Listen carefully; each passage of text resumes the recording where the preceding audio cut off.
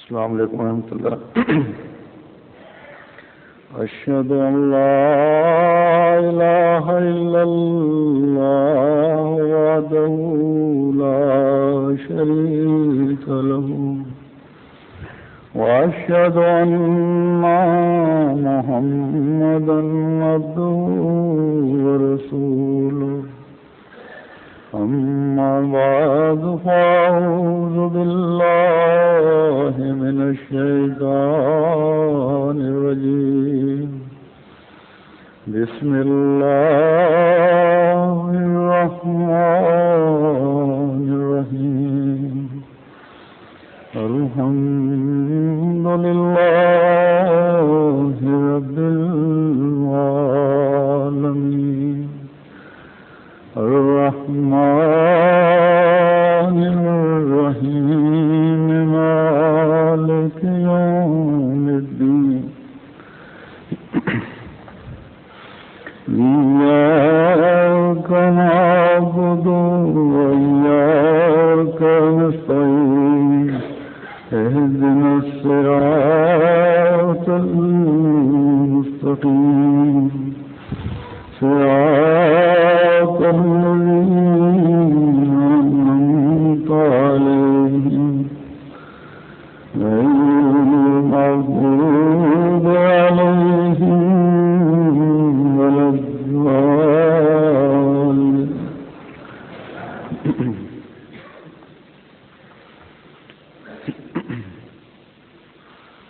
جلسے کی آخری تقریر میں شرائط بیعت کے متعلق بیان کر رہا تھا، تو وقت کی وجہ سے ساری بیان نہیں کی گئی. 6 شرائط اب تک بیان ہو چکی ہیں. اب 2 میں نے آج کے لیے منتخب لی ہیں. شرط ہفتم. 7ویں شرط یہ ہے کہ تکبر اور نخوت کو بکلی چھوڑ دے گا اور فروتنی اور عاجزی اور خوش خلقی اور حلیمی اور مسکینی سے زندگی بسر کرے گا.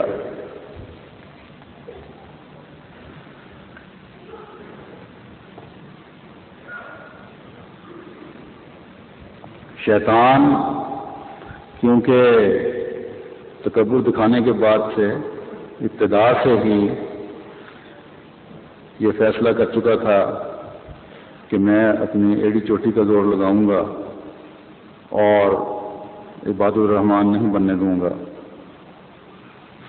اور مختلف طریقوں سے اس طرح انسان کو اپنے جال میں پھنساؤں گا کہ اس سے نیکیاں سرزد اگر ہو بھی جائیں تو وہ اپنی طبیعت کے مطابق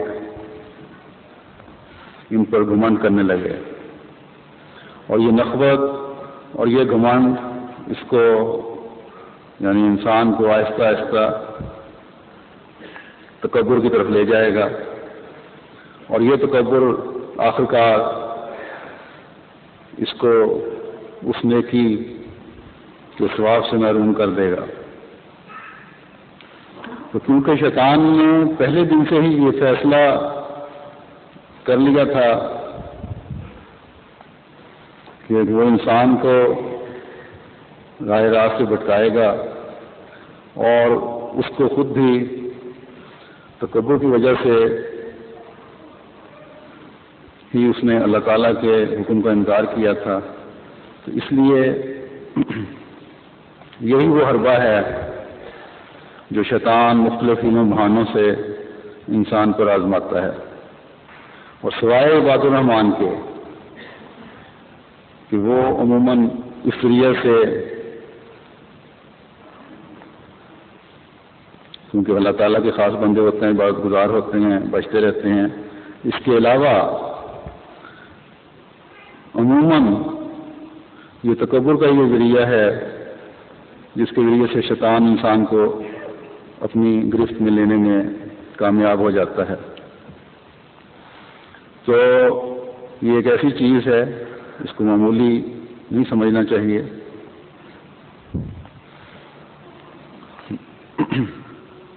کہ یہ ہم نے بیعت کرتے ہوئے شرط تسلیم کر لی کہ تکبر نہیں کریں گے، نفرت نہیں کریں گے، بکلی چھوڑ دیں گے. یہ اتنا آسان کام نہیں ہے. اس کی مختلف قسمیں ہیں. مختلف ذریعوں سے انسانی زندگی پر شیطان حملہ کرتا رہتا ہے. بہت خوف کا مقام ہے. اصل میں تو اللہ تعالیٰ کا فضل ہی ہو تو اس سے بچا جا سکتا ہے. لیکن حضرت مسیح موعود علیہ الصلوۃ والسلام نے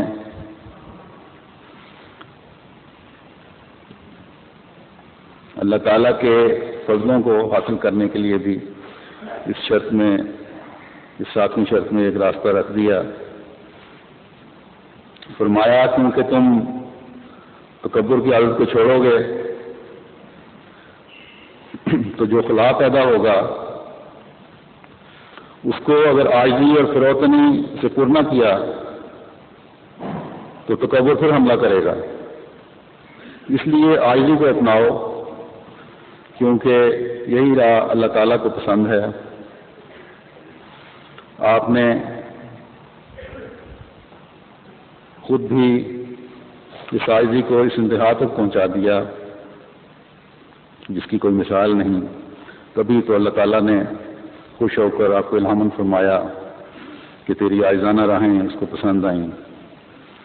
تو ہمیں جو آپ کی بیعت کے دعوے دار ہیں، آپ کو امام الزمان مانتے ہیں، کس حد تک اس سلوک کو اپنانا چاہیے. انسان کی تو اپنی ویسے بھی کوئی حیثیت نہیں ہے کہ تکبر دکھائے اور اکڑتا پھرے. یہ قرآن شریف کی آیت میں پڑھتا ہوں، اللہ تعالیٰ فرماتا ہے وَلَا تَمْشِ فِي الْأَرْضِ مَرَحًا إِنَّكَ لَن تَخْرِقَ الْأَرْضَ وَلَن تَبْلُغَ الْجِبَالَ طُولًا. اور زمین میں اکڑ کر نہ چل، تو یقیناً زمین کو پھاڑ نہیں سکتا اور نہ قامت میں پہاڑوں کی بلندی تک پہنچ سکتا ہے. تو جیسا کہ اس آیت سے صاف ظاہر ہے، انسان کی تو کوئی حیثیت ہی نہیں ہے. کس بات کی اکڑ فوں ہے. بعض لوگ کنویں کے مینڈک ہوتے ہیں، اپنے دائرہ سے باہر نکلنا نہیں چاہتے اور وہیں بیٹھے سمجھ رہے ہوتے ہیں کہ ہم کوئی بڑی چیز ہیں. اس کی مثال اس وقت میں ایک چھوٹے سے چھوٹے دائرے کی دیتا ہوں جو ایک گھریلو معاشرے کا دائرہ ہے. آپ کا گھر کا ماحول ہے. بعض مرد اپنے گھر میں اپنے بیوی بچوں کے ساتھ ایسا ظالمانہ سلوک کر رہے ہوتے ہیں کہ روح کانپ جاتی ہے. بعض بچیاں لکھتی ہیں کہ ہم بچپن سے اپنی بلوغت کی عمر کو پہنچ چکی ہیں اور اب ہم سے برداشت نہیں ہوتا. ہمارے باپ نے ہماری ماں کے ساتھ اور ہمارے ساتھ ہمیشہ ظلم کا رویہ رکھا ہے. باپ کے گھر میں داخل ہوتے ہی ہم سہم کر اپنے کمروں میں چلے جاتے ہیں. کبھی باپ کے سامنے ہماری ماں نے یا ہم نے کوئی بات کہہ دی تو جو اس کی طبیعت کے خلاف ہو تو ایسا ظالم باپ ہے کہ سب کی شامت آ جاتی ہے. تو یہ تکبر ہی ہے جس نے ایسے باپوں کو اس انتہا تک پہنچا دیا ہے. اور اکثر ایسے لوگوں نے اپنا رویہ باہر ایسا رکھا ہوتا ہے،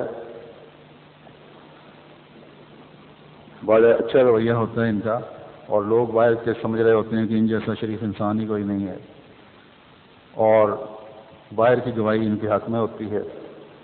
تو بعض ایسے بھی ہوتے ہیں جو گھر کے اندر اور باہر ایک جیسا رویہ اپنائے ہوئے ہوتے ہیں. ان کا تو ظاہر ہو جاتا ہے سب کچھ. تو ایسے بدخلق اور متکبر لوگوں کے بچے بھی تھے، خاص طور پر لڑکے جب جوان ہوتے ہیں تو اس ظلم کے رد عمل کے طور پر جو انہوں نے ان بچوں کی ماں یا بہن یا ان خود سے کیا ہوتا ہے، ایسے بچے پھر باپوں کے سامنے کھڑے ہو جاتے ہیں اور پھر ایک وقت میں جا کر جب باپ اپنی کمزوری کی عمر کو پہنچتا ہے تو اس سے خاص طور پر بدلے لیتے ہیں. تو اس طرح ایسے متکبرانہ ذہن کے مالکوں کی اپنے دائرہ اختیار میں مثالیں ملتی رہتی ہیں. مختلف دائرے ہیں معاشرے کے، ایک گھر کا دائرہ، پھر اس سے باہر ماحول، پھر اس سے باہر اپنے اپنے دائرے میں اگر آپ جائزہ لیں تو تکبر کی یہ مثالیں آپ کو ملتی چلی جائیں گی. پھر اس کی انتہا اس دائرے کی اس صورت میں نظر آتی ہے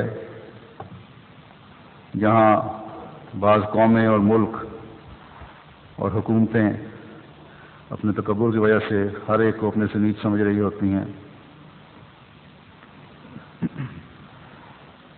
اور غریب قوموں کو، غریب ملکوں کو اپنی جوتی کی نوک پہ رکھا ہوتا ہے. اور آج دنیا میں فساد کی بہت بڑی وجہ یہی ہے. اگر یہ تکبر ختم ہو جائے تو دنیا سے فساد ہی مٹ جائے. لیکن ان متکبر قوموں کو بھی، حکومتوں کو بھی پتہ نہیں ہے کہ اللہ تعالیٰ جب تکبر کرنے والوں کے غرور و تکبر کو توڑتا ہے تو ان کا پھر کچھ بھی پتہ نہیں لگتا کہ وہ کہاں گئے.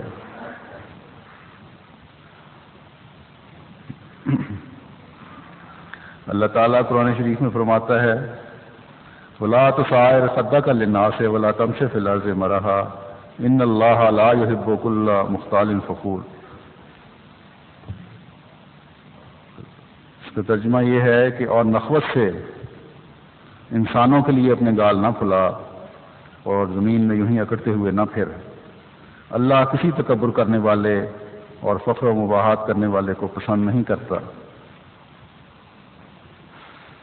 جیسا کہ اس آیت سے بھی ظاہر ہے، اللہ تعالیٰ ہمیں فرما رہا ہے کہ یوں ہی تکبر کرتے ہوئے نہ پھرو، اپنے گال پھلا کر.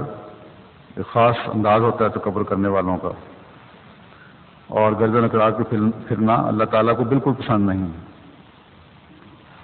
بعض لوگوں کی عادت ہوتی ہے کہ اپنے سے کم درجہ والوں کے سامنے اکڑ دکھا رہے ہوتے ہیں اور اپنے سے اوپر والے کے سامنے بچتے چلے جاتے ہیں. تو ایسے لوگوں میں منافقت کی برائی بھی ظاہر ہو رہی ہوتی ہے. تو یہ تکبر جو ہے بہت سی اخلاقی برائیوں کا باعث بن جاتا ہے اور نیکی میں ترقی کے راستے آہستہ آہستہ بالکل بند ہو جاتے ہیں اور پھر دین سے بھی دور ہو جاتے ہیں، نظام جماعت سے بھی دور ہو جاتے ہیں. اور جیسے جیسے ان کا تکبر بڑھتا ہے ویسے ویسے وہ اللہ اور رسول کے قرب سے، اس کے فضلوں سے بھی دور چلے جاتے ہیں. ایک حدیث میں آتا ہے، حضرت جابر رضی اللہ عنہ بیان کرتے ہیں کہ حضرت صلی اللہ علیہ وسلم نے فرمایا قیامت کے دن تم میں سے سب سے زیادہ مجھے محبوب اور سب سے زیادہ میرے قریب وہ لوگ ہوں گے جو سب سے زیادہ اچھے اخلاق والے ہوں گے، اور تم میں سے سب سے زیادہ مبغوض اور مجھ سے زیادہ دور وہ لوگ ہوں گے جو سرسار یعنی منہ پھٹ بڑھ بڑھ کر باتیں بنانے والے ہیں، متشدد یعنی منہ پھلا پھلا کر باتیں کرنے والے، اور متفاحق یعنی لوگوں پر تکبر جتلانے والے ہیں. صحابہ نے عرض کیا یا رسول اللہ، سرسار اور متشدد کے معنی تو ہم جانتے ہیں، متفحق کسے کہتے ہیں؟ آپ نے فرمایا متفحق متکبرانہ باتیں کرنے والے کو کہتے ہیں. ایک اور حدیث ہے، حضرت ابن مسعود رضی اللہ عنہ بیان کرتے ہیں حضرت صلی اللہ علیہ وسلم نے فرمایا 3 باتیں ہر گناہ کی جڑ ہیں، ان سے بچنا چاہیے. تکبر سے بچو، کیونکہ تکبر نے ہی شیطان کو اس بات پر اکسایا کہ وہ آدم کو سجدہ نہ کرے. دوسرے، حرص سے بچو، کیونکہ حرص نے ہی آدم کو درخت کھانے پر اکسایا. تیسرے، حسد سے بچو، کیونکہ حسد کی وجہ سے ہی آدم کے 2 بیٹوں میں سے ایک نے اپنے دوسرے بھائی کو قتل کر دیا تھا. پھر حدیث ہے، حضرت عبداللہ بن مسعود رضی اللہ عنہ بیان کرتے ہیں کہ حضرت صلی اللہ علیہ وسلم نے فرمایا جس کے دل میں ذرہ بھر بھی تکبر ہوگا اللہ تعالیٰ اس کو جنت میں نہیں داخل ہونے دے گا۔ ایک شخص نے عرض کیا یا رسول اللہ، انسان چاہتا ہے کہ اس کا کپڑا اچھا ہو، جوتی اچھی ہو، وہ خوبصورت لگے۔ آپ نے فرمایا یہ تکبر نہیں۔ آپ نے فرمایا اللہ تعالیٰ جمیل ہے، جمال کو پسند کرتا ہے، یعنی خوبصورتی کو پسند کرتا ہے۔ تکبر دراصل یہ ہے کہ انسان حق کا انکار کرنے لگے، لوگوں کو ذلیل سمجھے، ان کو حقارت کی نظر سے دیکھے اور ان سے بری طرح پیش آئے۔ پھر ایک روایت میں آتا ہے، حضرت ابو ہریرہ بیان کرتے ہیں رسول اللہ صلی اللہ علیہ وسلم نے فرمایا کہ دوزخ اور جنت کی آپس میں بحث و تکرار ہو گئی۔ دوزخ نے کہا مجھ میں بڑے بڑے جابر اور متکبر داخل ہوتے ہیں، اور جنت کہنے لگی کہ مجھ میں کمزور اور مسکین داخل ہوتے ہیں۔ اس پر اللہ تعالیٰ نے دوزخ سے فرمایا کہ تو میرے عذاب کی مظہر ہے، جسے میں چاہتا ہوں تیرے ذریعے عذاب دیتا ہوں، اور جنت سے کہا تو میری رحمت کی مظہر ہے، جس پر میں چاہوں تیرے ذریعے سے رحم کرتا ہوں، اور تم دونوں میں سے ہر ایک کو اس کا بھرپور حصہ ملے گا۔ اللہ کرے کہ ہر احمدی عاجزی، مسکینی اور خوش خلقی کی راہوں پر چلتے ہوئے اللہ تعالیٰ کی رحم کی نظر حاصل کرنے والا ہو، اللہ تعالیٰ کی جنت میں جانے والا ہو، اور ہر گھر تکبر کے گناہ سے پاک ہو۔ ایک حدیث میں آتا ہے، حضرت ابو سعید خدری ابو ہریرہ رضی اللہ عنہما سے مروی ہے کہ رسول اللہ صلی اللہ علیہ وسلم نے فرمایا عزت اللہ تعالیٰ کا لباس اور کبریائی اس کی چادر ہے۔ اللہ تعالیٰ فرماتا ہے پس جو کوئی بھی انہیں مجھ سے چھیننے کی کوشش کرے گا میں اسے عذاب دوں گا۔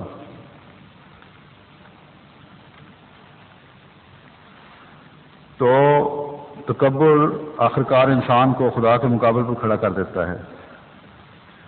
جب خدا کو شرک کرنے والے کو اللہ تعالیٰ نے کہا کہ میں معاف نہیں کروں گا، تو پھر جو خود خدائی کا دعوے دار بن جائے اس کی کس طرح بخشش ہو سکتی ہے؟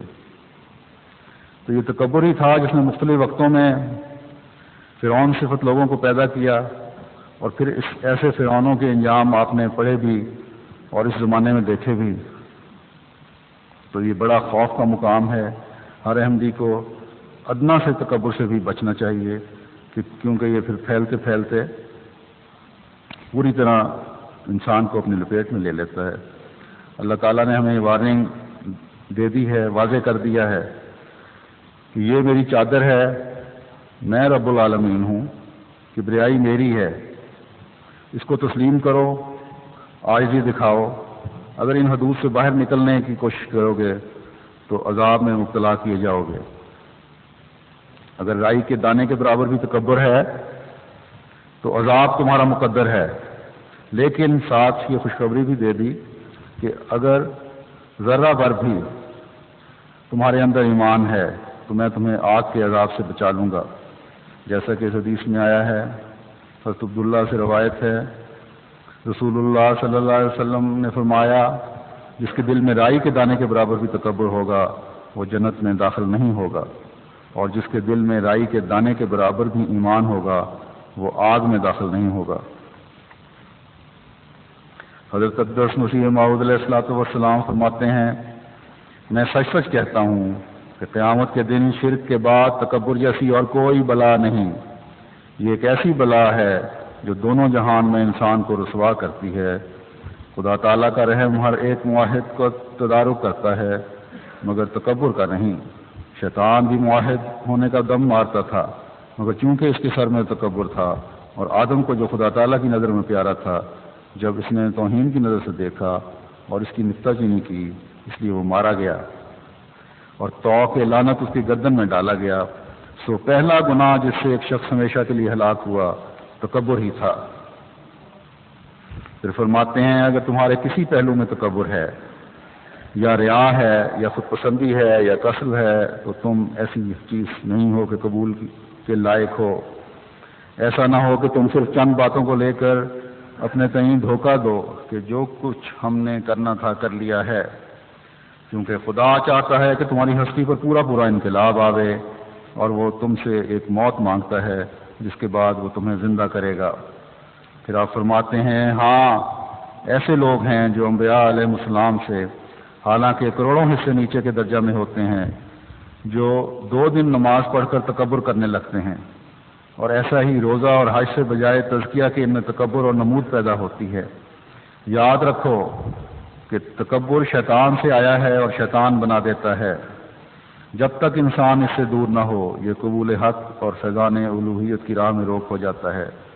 کسی طرح سے بھی تکبر نہیں کرنا چاہیے، نہ علم کے لحاظ سے، نہ دولت کے لحاظ سے، نہ وجاہت کے لحاظ سے، نہ ذات اور خاندان اور حسب نسب کی وجہ سے، کیونکہ زیادہ تر انہی باتوں سے یہ تکبر پیدا ہوتا ہے، اور جب تک انسان ان گھمنڈوں سے اپنے آپ کو پاک صاف نہ کرے گا اس وقت تک وہ خدا تعالیٰ کے نزدیک برگزیدہ نہیں ہو سکتا، اور وہ معرفت جو جذبات کے مواد ردیہ کو جلا دیتی ہے اس کو عطا نہیں ہوتی، کیونکہ یہ شیطان کا حصہ ہے، اس کو اللہ تعالیٰ پسند نہیں کرتا۔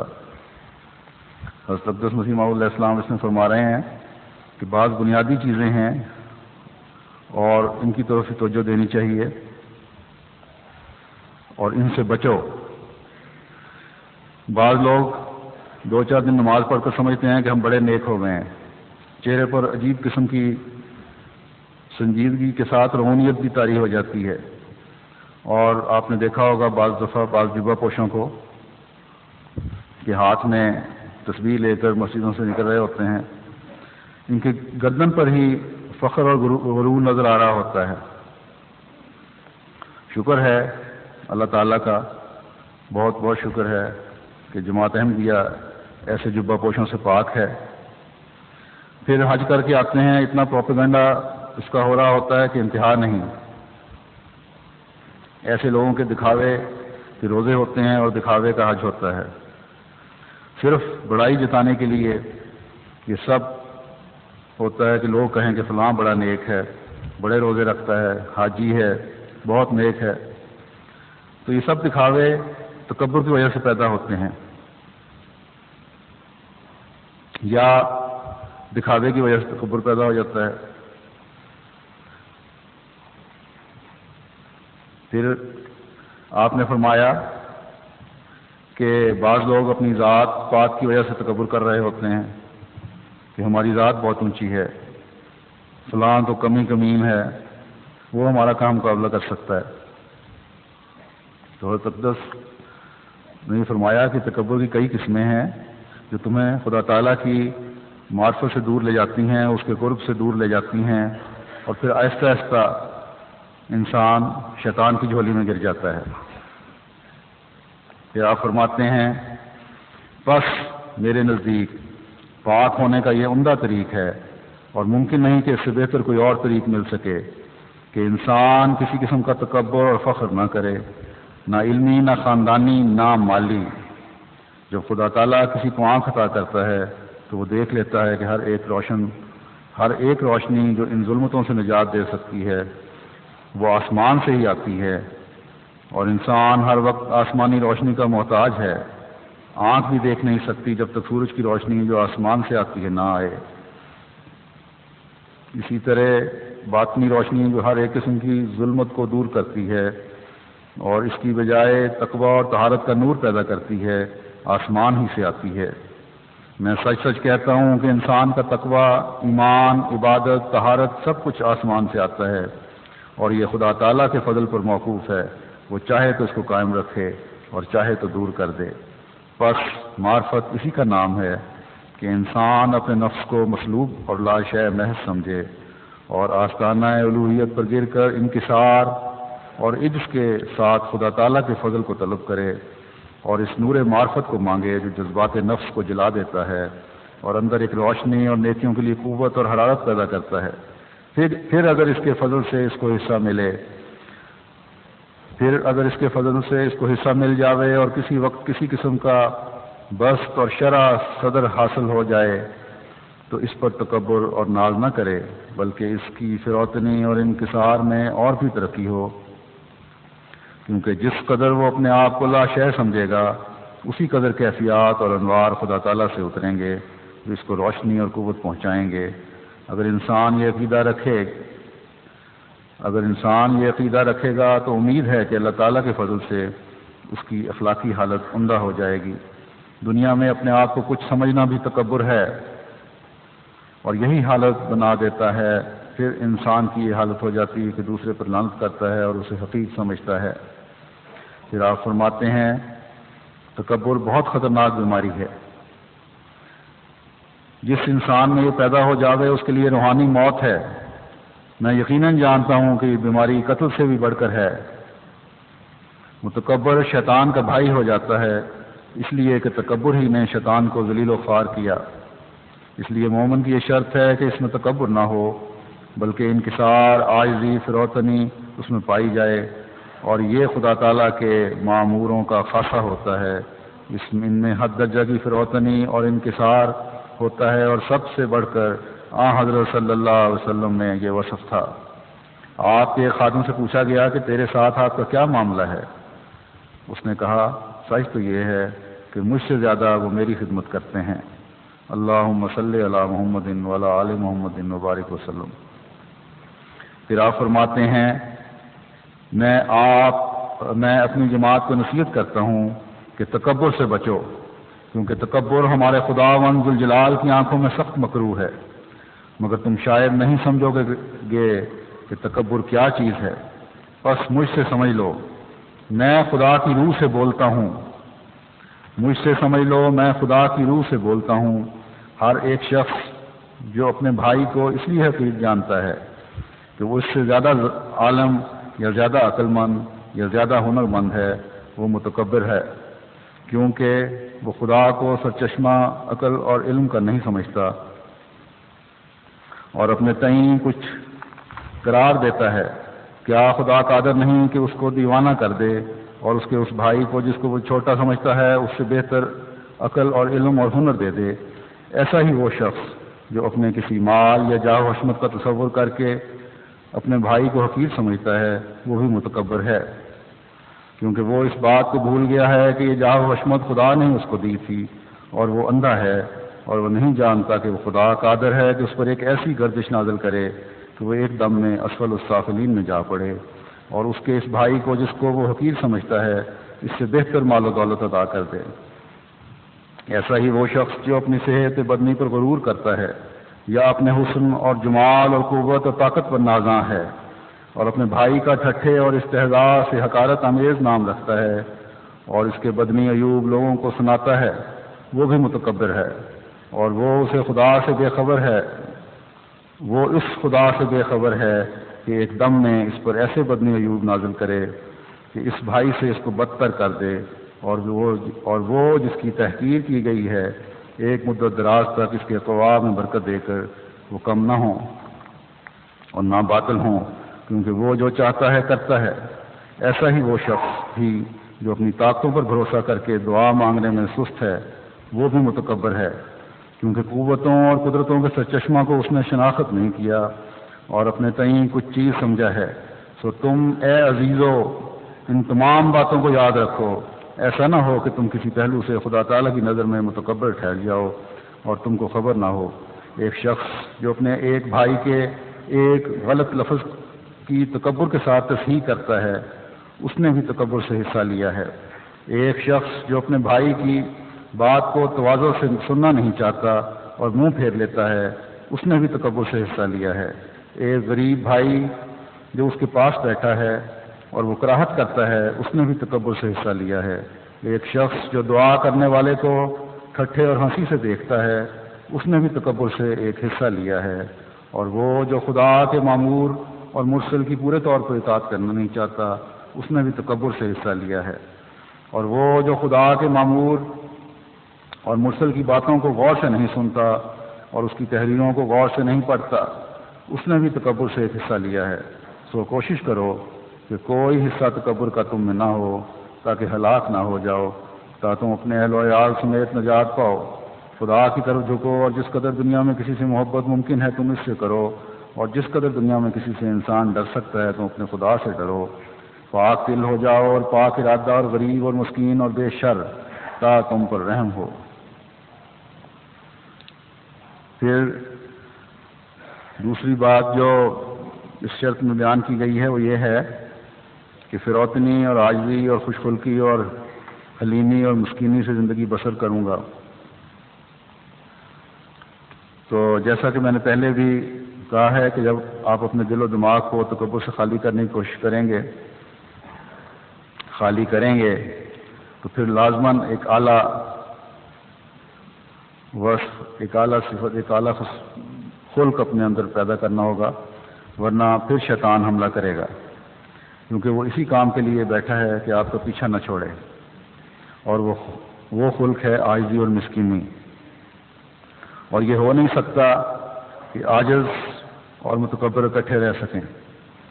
متکبر لوگ ہمیشہ ایسے عاجز لوگوں پر جو عباد الرحمان ہوں تانا زنیاں کرتے رہتے ہیں، فکرے کستے رہتے ہیں، تو ایسے لوگوں کے مقابل پر آپ نے ان جیسا رویہ نہیں اپنانا، بلکہ خدا تعالیٰ کے اس حکم پر عمل کرنا ہے۔ فرمایا وَعِبَادُ الرَّحْمَٰنِ الَّذِينَ يَمْشُونَ عَلَى الْأَرْضِ هَوْنًا وَإِذَا خَاطَبَهُمُ الْجَاهِلُونَ قَالُوا سَلَامًا، اور رحمان کے بندے وہ ہیں جو زمین پر فروتنی کے ساتھ چلتے ہیں، اور جب جاہل ان سے مخاطب ہوتے ہیں تو جواباً کہتے ہیں سلام۔ حضرت ابو سعید خدری روایت کرتے ہیں کہ حضور نے فرمایا جس نے اللہ کی خاطر ایک درجہ تواضع اختیار کی، اللہ تعالیٰ اس کا ایک درجہ رفع کرے گا یہاں تک کہ اسے علیین میں جگہ دے گا، اور جس نے اللہ کے مقابل ایک درجہ تکبر اختیار کیا تو اللہ تعالیٰ اس کو ایک درجہ نیچے گرا دے گا یہاں تک کہ اسے اسفل السافلین میں داخل کر دے گا۔ تو ایسے لوگوں کی مجالس سے سلام کہہ کر اٹھ جانے میں ہی آپ کی بقا ہے، آپ کی بہتری ہے، کیونکہ اسی سے آپ کے درجات بلند ہو رہے ہیں، اور مخالفین اپنی انہی باتوں کی وجہ سے اسفل السافلین میں گرتے چلے جا رہے ہیں۔ حدیث میں آیا ہے کہ حضرت ابو ہریرہ رضی اللہ عنہ بیان کرتے ہیں کہ حضرت صلی اللہ علیہ وسلم نے فرمایا صدقہ دینے سے مال کم نہیں ہوتا، اور اللہ تعالیٰ کا بندہ جتنا کسی کو معاف کرتا ہے اللہ تعالیٰ اتنا ہی زیادہ اسے عزت میں بڑھاتا ہے، جتنی زیادہ کوئی تواضع اور خاکساری اختیار کرتا ہے اللہ تعالیٰ اتنا ہی اسے بلند مرتبہ عطا کرتا ہے۔ ایاز بن حمار بن مجاشع کے بھائی روایت کرتے ہیں کہ رسول اللہ صلی اللہ علیہ وسلم ہمارے درمیان خطاب کرتے ہوئے کھڑے ہوئے اور فرمایا اللہ تعالیٰ نے مجھے وحی کی ہے کہ تم اس قدر تواضع اختیار کرو کہ تم میں سے کوئی ایک دوسرے پر فخر نہ کرے اور کوئی ایک دوسرے پر ظلم نہ کرے۔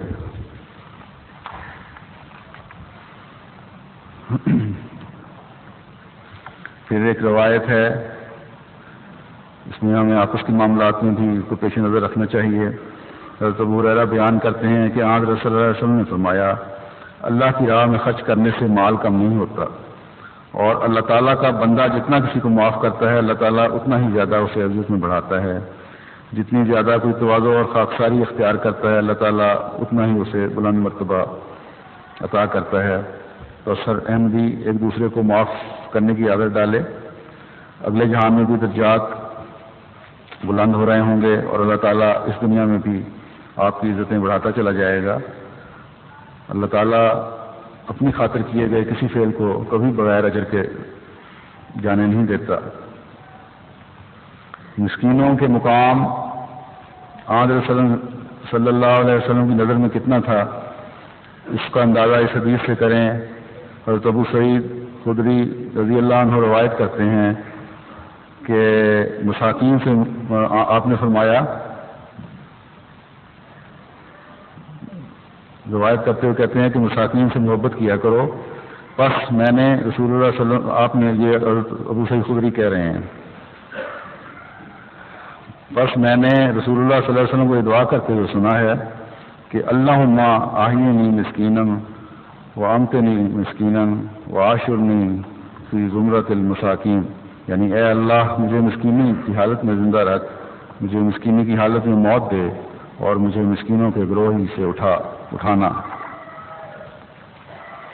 پس ہر احمدی کو بھی وہی راہ اختیار کرنی چاہیے، ان راہوں پر قدم مارنا چاہیے جن پر ہمارے آقا و مولا حضرت محمد مصطفیٰ صلی اللہ علیہ وسلم چل رہے ہیں، ہر احمدی کو اپنے آپ کو مسکینوں کی صف میں ہی رکھنے کی کوشش کرنی چاہیے، کیونکہ یہی عہد بیت ہے کہ مسکینی سے زندگی بسر کروں گا۔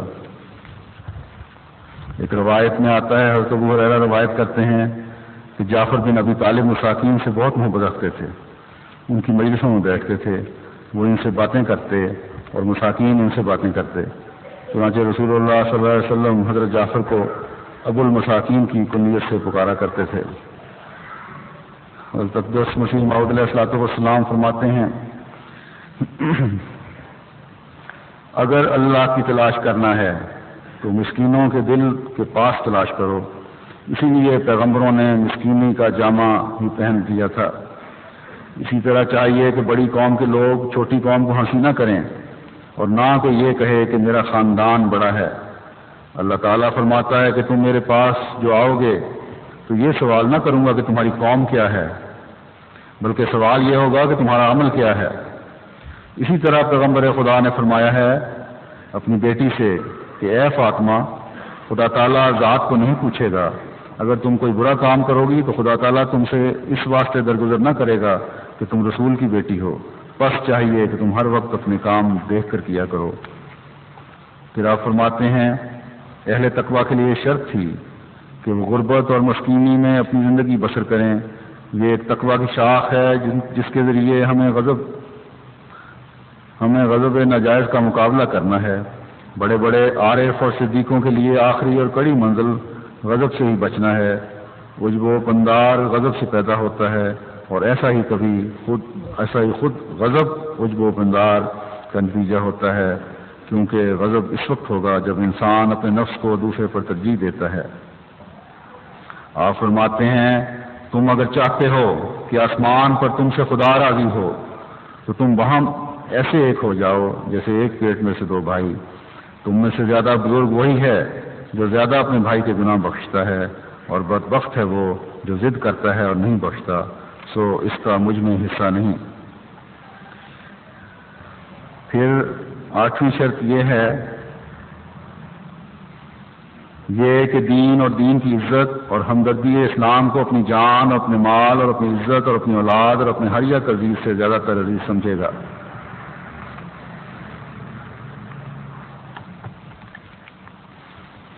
دین کو دنیا پر مقدم کرنے کا عہد ایک ایسا عہد ہے جو جماعت کا ہر وہ فرد جس کا جماعت کے ساتھ باقاعدہ رابطہ ہے، اجلاسوں اجتماعوں وغیرہ میں شامل ہوتا ہے، وہ اس عہد کو بارہا دہراتا ہے۔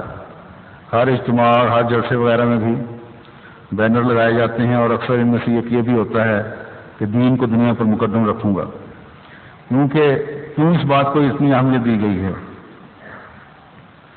اس لیے کہ اس کے بغیر ایمان قائم ہی نہیں رہ سکتا۔ اس پر عمل کرنا کوئی آسان کام نہیں ہے، اس لیے اس کے حصول کے لیے ہر وقت ہر لحظہ اللہ تعالیٰ سے مدد مانگتے رہنا چاہیے۔ اس کا فضل ہی ہو تو یہ اعلیٰ معیار قائم ہو سکتا ہے۔ تو ہم جو حضرت مسیح موعود علیہ السلام کی بیعت میں اللہ تعالیٰ کے فضل سے شامل ہیں، ہمارے لیے تو اللہ تعالیٰ اس طرح حکم فرماتا ہے، قرآن شریف میں آیا ہے کہ وما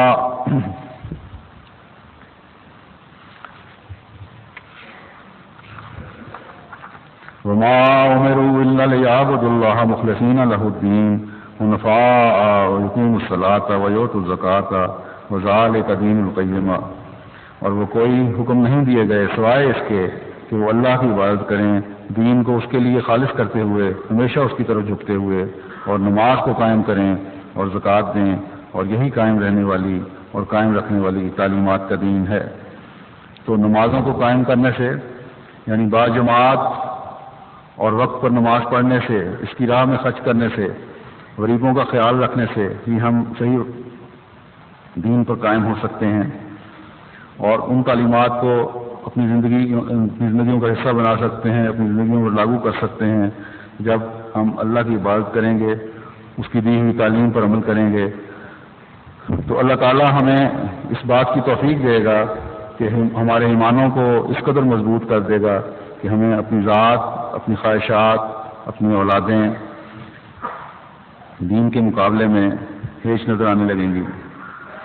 تو جب سب کچھ خالص ہو کر اللہ تعالیٰ کے لیے ہو جائے گا اور ہمارا اپنا کچھ نہ رہے گا تو اللہ تعالیٰ ایسے لوگوں کو پھر ضائع نہیں کرتا، وہ ان کی عزتوں کی بھی حفاظت کرتا ہے، ان کی اولادوں کی بھی حفاظت کرتا ہے، ان میں برکت ڈالتا ہے، ان کے مال کو بھی بڑھاتا ہے اور ان کو اپنی رحمت اور فضل کی چادر میں ہمیشہ لپیٹے رکھتا ہے اور ان کے ہر قسم کے خوف دور کر دیتا ہے۔ جیسا کہ فرمایا ہے بلا من اسلم وجهه للہ وهو محسن فله اجرہ عند ربہ ولا خوف علیہم ولا هم يحزنون۔ نہیں یہ سچ یہ ہے کہ جو بھی اپنا آپ خدا کے سپرد کر دے اور وہ احسان کرنے والا ہو تو اس کا اجر اس کے رب کے پاس ہے اور ان لوگوں پر کوئی خوف نہیں اور نہ وہ غمگین ہوں گے۔ پھر فرمایا ومن آسن دینا ممن اسلم وجهه للہ وهو محسن واتبع ملت ابراہیم حنیفا واتخذ اللہ ابراہیم خلیلا۔ اور دین میں اس سے بہتر کون ہو سکتا ہے جو اپنی تمام تر توجہ اللہ کی خاطر وقف کر دے اور وہ احسان کرنے والا ہو اور اس نے ابراہیم حنیف کی ملت کی پیروی کی ہو اور اللہ نے ابراہیم کو دوست بنا لیا تھا۔ تو اس آیت میں اسلام کی تعلیمات کا خلاصہ بیان کر دیا گیا ہے، یعنی مکمل فرما برداری اور اپنی تمام طاقتوں کے ساتھ صرف اور صرف اللہ تعالیٰ کے احکامات کی پیروی کرنے، اس کے دین کی خاطر اپنے آپ کو وقف کرنے اور احسان کرنے والا ہو۔ تو کیونکہ وہ اللہ کی خاطر احسان کرنے والا ہوگا، اس لیے کسی کو یہ خیال نہیں آنا چاہیے کہ اگر ہر وقت وہ دین کی طرف اور دین کی خدمت کی طرف رہا تو اس کا مال یا اولاد ضائع ہو جائے گی۔ نہیں، بلکہ اللہ تعالیٰ جو سب سے بڑھ کر بدلہ دینے والا ہے، اجر دینے والا ہے، اس فضل کا، اس فعل کا خود اجر دے گا، جیسا کہ پہلے بھی بیان کیا گیا ہے، خود اس کی جان، مال، اولاد اور آبرو کی حفاظت کرے گا۔ ایسے لوگوں کو، ان کی نسلوں کو بھی خدا کبھی ضائع نہیں کرتا۔ حضرت اقدس مسیح موعود علیہ السلام فرماتے ہیں بلا من اسلم وجهه للہ وهو محسن فله اجرہ عند ربہ ولا خوف علیہم ولا هم يحزنون۔ یعنی جو شخص اپنے وجود کو خدا کے آگے رکھ دے اور اپنی زندگی اس کی راہوں میں وقف کرے اور نیکی کرنے میں سرگرم ہو سو وہ چشمہ قرب الہی سے اپنا اجر پائے گا اور ان لوگوں پر نہ کچھ خوف ہے نہ کچھ غم۔ یعنی جو شخص اپنی تمام قوا کو خدا کی راہ میں لگا دے اور خالص خدا کے لیے اس کا قول اور فعل اور حرکت اور سکون اور تمام زندگی ہو جائے اور حقیقی نیکی بجا لانے میں سرگرم رہے سو اس کو خدا اپنے پاس سے اجر دے گا اور خوف اور حزن سے نجات بخشے گا۔ ایک حدیث میں آتا ہے معاویہ بن حیدہ قشیری رضی اللہ عنہ اپنے اسلام لانے کا قصہ بیان کرتے ہوئے فرماتے ہیں کہ میں رسول اللہ صلی اللہ علیہ وسلم کے پاس پہنچا، میں نے پوچھا آپ کو ہمارے رب نے کیا پیغام دے کر بھیجا ہے اور کیا دین لائے ہیں؟ آپ نے فرمایا خدا نے مجھے دین اسلام دے کر بھیجا ہے۔ میں نے پوچھا دین اسلام کیا ہے؟ حضور صلی اللہ علیہ وسلم نے جواب دیا اسلام یہ ہے کہ تم اپنی پوری ذات کو اللہ کے حوالے کر دو اور دوسرے معبودوں سے دستکش ہو جاؤ اور نماز قائم کرو اور زکوٰۃ دو۔ پھر ایک روایت یہ ہے حضرت سفیان رضی اللہ عنہ بیان کرتے ہیں کہ ایک دفعہ میں نے کہا کہ اے اللہ کے رسول مجھے اسلام کی کوئی ایسی بات بتائیے کہ اس کے بعد کسی اور سے پوچھنے کی ضرورت نہ رہے، یعنی میری پوری تسلی ہو جائے۔ حضور صلی اللہ علیہ وسلم نے جواب دیا تم یہ کہو کہ میں اللہ تعالیٰ پر ایمان لایا، پھر اس پر پکے ہو جاؤ اور استقلال کے ساتھ قائم رہو۔ صحابہ کا کیا فعل تھا؟ ایک حدیث میں واقعہ ہے لیکن بتاؤں میں اس سے میں عرض کرنا چاہتا ہوں کہ ابتدا میں جب ابھی شراب اسلام میں حرام نہیں تھی تو صحابہ بھی شراب پی لیا کرتے تھے اور اکثر کو نشہ بھی ہو جایا کرتا تھا، لیکن اس حالت میں بھی ان پر دین اور دین کی عزت کا غلبہ رہتا تھا۔ یہ فکر تھی کہ سب چیزوں پر دین سب سے زیادہ مقدم ہے، چنانچہ جب شراب کی حرمت کا بھی حکم آیا تو جو لوگ مجلس میں بیٹھے شراب پی رہے تھے، بعض ان نشے میں بھی تھے، جب انہوں نے اس کی حرمت کا حکم سنا تو فوراً تعمیل کی۔ اس بارے میں حدیث جیسا کہ میں نے عرض کیا ہے کہ حضرت انس بن مالک رضی اللہ عنہ بیان کرتے ہیں کہ میں ابو طلحہ انصاری، ابو عبیدہ بن جراح اور عبید بن کعب کو کھجور کی شراب پلا رہا تھا۔ کسی آنے والے نے بتایا کہ شراب حرام ہو گئی ہے۔ یہ سن کر ابو طلحہ نے کہا کہ انس اٹھو اور شراب کے مٹکوں کو توڑ ڈالو۔ انس کہتے ہیں کہ میں اٹھا اور پتھر کی کنڈی کا نچلا حصہ مٹکوں پر دے مارا اور وہ ٹوٹ گئے۔ حضرت اقدس مسیح موعود علیہ الصلوۃ والسلام فرماتے ہیں کہ اسلام کا زندہ ہونا ہم سے ایک فدیہ مانگتا ہے۔ وہ کیا ہے؟ ہمارا اسی راہ میں مرنا۔ یہی موت ہے جس پر اسلام کی زندگی، مسلمانوں کی زندگی اور زندہ خدا کی تجلی موقوف ہے، اور یہی وہ چیز ہے جس کا دوسرے لفظوں میں اسلام نام ہے۔ اسی اسلام کو زندہ کرنا خدا تعالیٰ اب چاہتا ہے، اور ضرور تھا کہ وہ اس مہم عظیم کے روح براہ کرنے کے لیے ایک عظیم الشان کارخانہ جو ہر ایک پہلو سے مؤثر ہو اپنی طرف سے قائم کرتا۔ سو اس حکیم و قدیر نے اس عاجز کو اصلاح خلائق کے لیے بھیج کر ایسا ہی کیا۔ پھر آپ فرماتے ہیں جب تک انسان صدق و صفا کے ساتھ خدا تعالیٰ کا بندہ نہ ہوگا تب تک کوئی درجہ ملنا مشکل ہے۔ جب ابراہیم کی نسبت خدا تعالیٰ نے شہادت دی، وہ ابراہیم الذی وفا، کہ ابراہیم وہ شخص ہے جس نے اپنی بات کو پورا کیا، تو اس طرح سے اپنے دل کو غیر سے پاک کرنا اور محبت الہی سے بھرنا، خدا تعالیٰ کی مرضی کے موافق چلنا، اور جیسے ذل اصل کا تابع ہوتا ہے ویسا ہی تابع ہونا کہ اس کی اور خدا کی مرضی ایک ہو، کوئی فرق نہ ہو، یہ سب باتیں دعا سے حاصل ہوتی ہیں۔ نماز اصل میں دعا کے لیے ہے کہ ہر ایک مقام پر دعا کرے، لیکن جو شخص سویا ہوا نماز ادا کرتا ہے کہ اسے اس کی خبر ہی نہیں ہوتی تو اصل میں نماز نہیں۔ بس چاہیے کہ ادائیگی نماز میں انسان سست نہ ہو اور نہ غافل ہو۔ ہماری جماعت اگر جماعت بننا چاہتی ہے تو اسے چاہیے کہ ایک موت اختیار کرے، نفسانی امور اور نفسانی اغراض سے بچے اور اللہ تعالیٰ کو سب شے پر مقدم رکھے۔ پھر آپ فرماتے ہیں اے خدا کے طالب بندو، کان کھولو اور سنو کہ یقین جیسی کوئی چیز نہیں۔ یقین ہی ہے جو گناہ سے چھڑاتا ہے، یقین ہی ہے جو نیکی کرنے کی قوت دیتا ہے، یقین ہی ہے جو خدا کا عاشق صادق بناتا ہے۔ کیا تم گناہ کو بغیر یقین کے چھوڑ سکتے ہو؟ کیا تم جذبات نفس سے بغیر یقینی تجلی کے رک سکتے ہو؟ کیا تم بغیر یقین کے کوئی تسلی پا سکتے ہو؟ کیا تم بغیر یقین کے کوئی سچی تبدیلی پیدا کر سکتے ہو؟ کیا تم بغیر یقین کے کوئی سچی خوشحالی حاصل کر سکتے ہو؟ کیا آسمان کے نیچے کوئی ایسا کفارہ اور ایسا فدیہ ہے جو تم سے گناہ کرا سکے؟ فرمایا تم یاد رکھو کہ بغیر یقین کے تم تاریخ زندگی سے باہر نہیں آ سکتے اور نہ روح القدس تمہیں مل سکتا ہے۔ مبارک وہ جو یقین رکھتے ہیں کیونکہ وہی خدا کو دیکھیں گے۔ مبارک وہ جو شبہات اور شکوک سے نجات پا گئے ہیں کیونکہ وہی گناہ سے نجات پائیں گے۔ مبارک تم جبکہ تمہیں یقین کی دولت دی جائے کہ اس کے بعد تمہارے گناہ کا خاتمہ ہوگا۔ گناہ اور یقین دونوں جمع نہیں ہو سکتے۔ کیا تم ایسے سوراخ میں ہاتھ ڈال سکتے ہو جس میں تم ایک سخت زہریلے سانپ کو دیکھ رہے ہو؟ کیا تم ایسی جگہ کھڑے رہ سکتے ہو جس جگہ کسی کوہ آتش فشاں سے پتھر برستے ہیں یا بجلی پڑتی ہے یا ایک خونخوار شیر کے حملہ کرنے کی جگہ ہے یا ایک ایسی جگہ ہے جہاں ایک مہلک طاعون نسل انسانی کو معدوم کر رہی ہے؟ پھر اگر تمہیں خدا پر ایسا ہی یقین ہے جیسے کہ سانپ پر یا بجلی پر یا شیر پر یا طاعون پر، تو ممکن نہیں کہ اس کے مقابل پر تم نافرمانی کر کے سزا کی راہ اختیار کر سکو۔ یہ صدق و وفا کا اس سے تعلق توڑ سکو۔ آپ نے فرمایا خوف اور محبت اور قدردانی کی جڑ معرفت کاملہ ہے، پس جس کو معرفت کاملہ دی گئی اس کو خوف اور محبت کامل دی گئی، اور جس کو خوف اور محبت کامل دی گئی اس کو ہر ایک گناہ سے جو بے باکی سے پیدا ہوتا ہے نجات دی گئی۔ بس ہم اس نجات کے لیے نہ کسی خون کے محتاج ہیں اور نہ کسی صلیب کی حاجت مند اور نہ کسی کفارہ کی ہمیں ضرورت ہے، بلکہ ہم صرف ایک قربانی کے محتاج ہیں جو اپنے نفس کی قربانی ہے جس کی ضرورت کو ہماری فطرت محسوس کر رہی ہے۔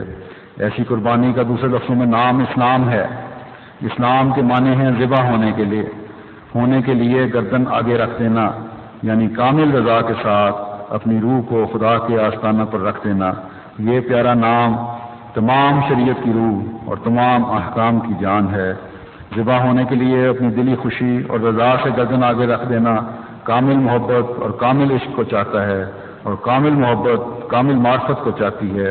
پس اسلام کا لفظ اس بات کی طرف اشارہ کرتا ہے کہ حقیقی قربانی کے لیے کامل معرفت اور کامل محبت کی ضرورت ہے، نہ کسی اور چیز کی ضرورت ہے۔ اللہ تعالی ہمیں ان تمام باتوں پر عمل کرنے کی توفیق عطا فرمائے۔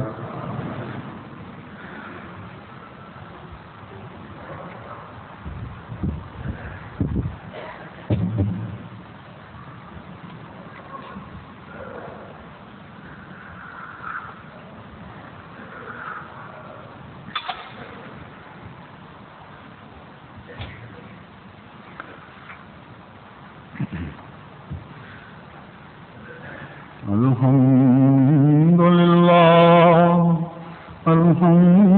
لله نحمده ونستعينه ونستغفره ونؤمن به ونتوكل عليه ونعوذ بالله من شرور أنفسنا ومن سيئات أعمالنا، من يهده الله فلا مضل له ومن يضلل فلا هادي له، ونشهد أن لا إله إلا الله ونشهد أن محمدا عبده ورسوله۔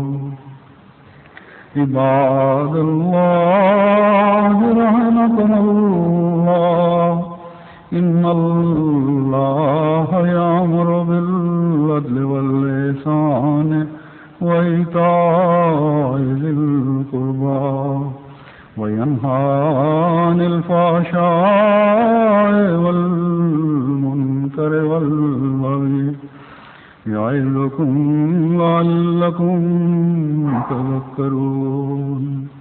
اذكروا الله يذكركم وادعوه يستجب لكم، ولذكر الله أكبر۔